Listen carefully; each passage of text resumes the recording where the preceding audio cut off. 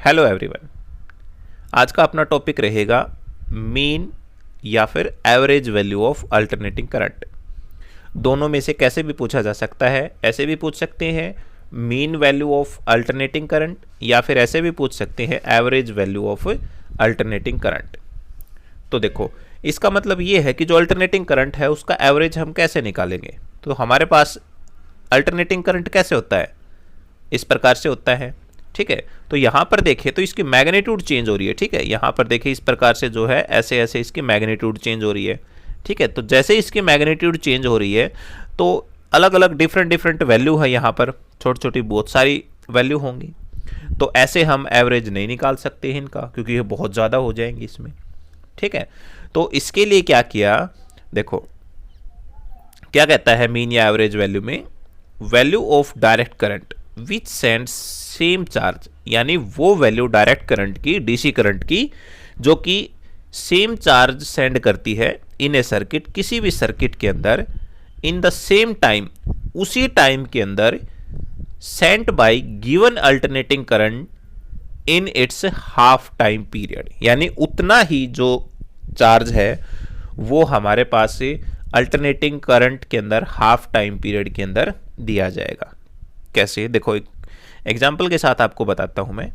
हमने क्या कर लिया, एक सर्किट मान लिया ऐसे। ठीक है, इसको हमने अल्टरनेटिंग करंट दे दिया ऐसे,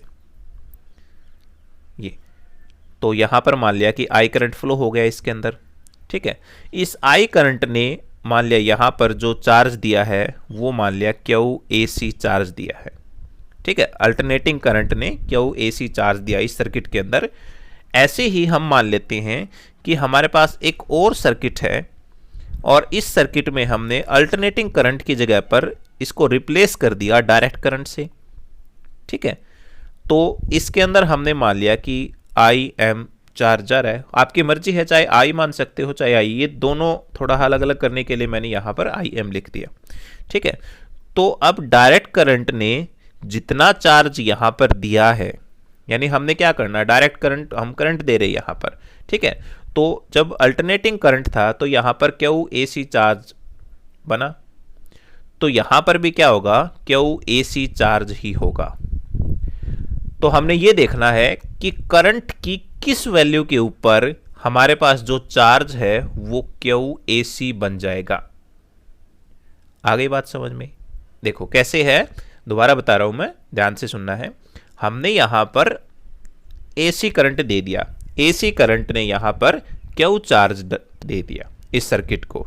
ठीक है, और डीसी करंट में क्या किया है, डीसी करंट दिया, तो डीसी करंट देने के बाद यहां पर किस वैल्यू के ऊपर चार्ज जो है हमारे पास क्यू एसी बन जाएगा, इस सर्किट के बराबर बन जाएगा। तो हमने वो वैल्यू करंट की निकालनी है, उस वैल्यू को हम क्या कहेंगे, मीन या average value of alternating current कहेंगे। ठीक है, तो देखो यहां पर दोबारा से डेफिनेशन को बता रहा हूं, value of direct current which send same charge, यानी डायरेक्ट करंट की वो वैल्यू जो सेम चार्ज सेंड करेगी इन ए सर्किट, किसी भी सर्किट के अंदर, इन द सेम टाइम के अंदर, is send bye given alternating current in its half time period. Half time periods के अंदर जितना करंट अल्टरनेटिंग, मतलब जो अल्टरनेटिंग करंट था उसने चार्ज दिया, उतना ही डीसी करंट किसी भी सर्किट के अंदर चार्ज देगा सेम टाइम के अंदर। ठीक है, इसको आई ए वी, आई एवरेज या फिर आई एम मीन, इससे डिनोट करते हैं। ठीक है, अब रिलेशन क्या है एवरेज वैल्यू और पीक वैल्यू के बीच में। तो देखो अल्टरनेटिंग करंट है किसी भी टाइम टी के अंदर, तो उसकी वैल्यू हमें पता है, I is equal to I naught sine omega T होती है। ठीक है, तो क्या कहता है, देखो this current can be assume to remain constant for a small time dt। ये मान लिया कि जो करंट है वो dt टाइम के अंदर, स्मॉल टाइम के अंदर ये कांस्टेंट है। तो amount of charge flow in time dt time के अंदर कितना चार्ज फ्लो हो गया, वो क्या मान लिया हमने कि dq चार्ज फ्लो हो गया, क्योंकि करंट हमारे पास किसके बराबर होता है, dq बाई dt होता है। और यहां से dq की वैल्यू अगर हम निकालेंगे ये, तो क्या हो जाएगा, ये इधर आकर मल्टीप्लाई में हो गया। ठीक है, तो क्या बन जाएगा, I into D T. I की वैल्यू पुट कर दी, क्या हो जाएगा, I naught sine omega T into में डी टी हो जाएगा। ठीक है, ये हो गया हमारे पास स्मॉल चार्ज स्मॉल टाइम के अंदर। अब हमने निकालना है total charge first half cycle के अंदर। Total charge that flow through the circuit in first half cycle. First half cycle के अंदर देखें from time t is equal to 0 से कहाँ तक, t हाफ तक। तो इंटीग्रेशन कर देंगे, q is equal to integration हो जाएगा यहाँ पर हमारे पास डी क्यू का। तो देखो 0 से t/2 लिमिट हो गई, डी क्यू की हमने वैल्यू पुट कर दी, I naught sine omega T into में डी टी हो जाएगा। आई नोट पीक वैल्यू है करंट की, तो ये कांस्टेंट हो गया, बाहर ले लिया हमने। साइन ओमेगा टी का क्या हो जाएगा, कॉस ओमेगा टी। ठीक है, माइनस का, यानी साइन ओमेगा टी का हो जाएगा माइनस कॉस ओमेगा टी, और फिर एंगल का ओमेगा टी का क्या हो जाएगा, डिवाइड बाई ओमेगा। ठीक है, और लिमिट दूसरी साइड आ जाएगी, ये आपके पास आ जाएगा 0 से t/2 लिमिट हो जाएगी इसकी। ठीक है, अब इसके अंदर देखो ओमेगा है, ओमेगा को हमने क्या लिख दिया, 2π/t लिख दिया। ठीक है, तो ये ओमेगा यहाँ से ख़त्म हो गया। अब क्या बच गया, अंदर वाला ओमेगा, ये इस ओमेगा की जगह हमने क्या पुट कर दिया, 2π/t पुट कर दिया, और इनटू में ये t है ही यहाँ वाला। ठीक है, तो जब हमारे पास इंटीग्रेशन सोल्व हो जाता है तो हम करते हैं upper limit minus lower limit. तो एक बार इस t की जगह पर ये अपर लिमिट पुट करनी है और फिर ये लोअर लिमिट पुट करनी है। ठीक है, तो देखो ये हमने कर दिया, यहाँ पर 2π/t था, तो ये t क्या हो जाएगा, ऊपर चला जाएगा यहाँ पर। ठीक है, तो ये यहाँ ऊपर आ गया मल्टीप्लाई के अंदर, कॉस।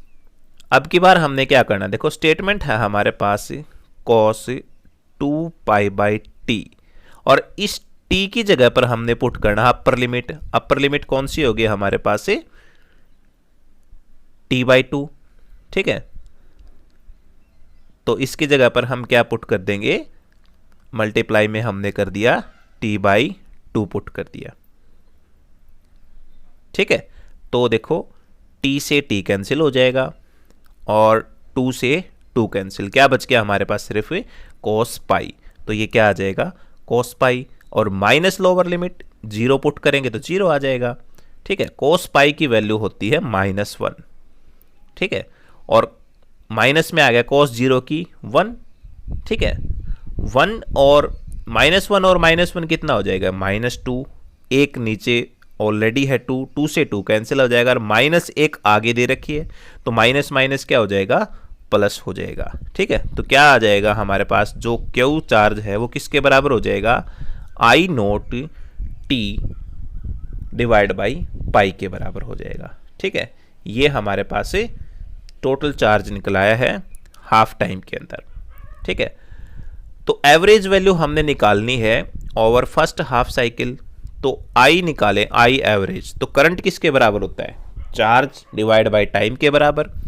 ठीक है, तो चार्ज कितना है, क्यू है, और टाइम कितना है, टी हाफ, t/2 हो गया।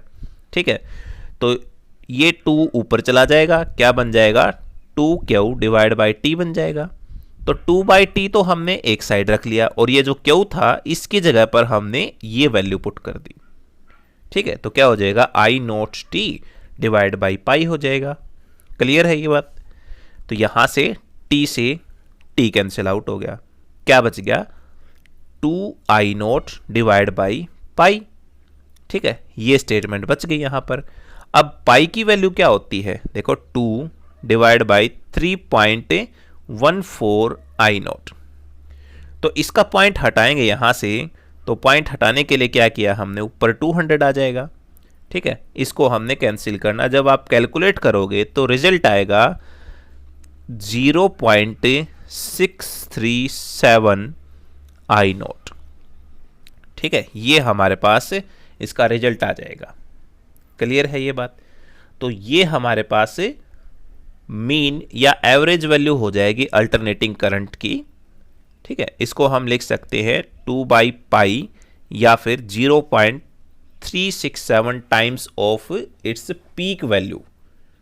ठीक है, पीक वैल्यू का इतने टाइम्स हमारे पास एवरेज आ जाएगा। The similar relation can be prove for alternating EMF. यदि अल्टरनेटिंग ईएमएफ निकाल रहा हूं ना तो वो भी ऐसे ही निकलेगा। यहां पर क्या आ जाएगा, जो एवरेज था आई एवरेज, इसकी जगह पर ई एवरेज आ जाएगा। अल्टरनेटिंग ईएमएफ 2/पाई सेम हो जाएगा। आई नोट की जगह पर पीक वैल्यू ईएमएफ की ई नोट आ जाएगा। सेम वैल्यू आपके पास ये हो जाएगी इसके अंदर, ठीक है, 0.637। आई नोट की जगह पर क्या आ जाएगा, यहां पर ई नोट आ जाएगा, ठीक है। तो ये टॉपिक था आपके पास मीन या फिर average value of alternating current. Thank you.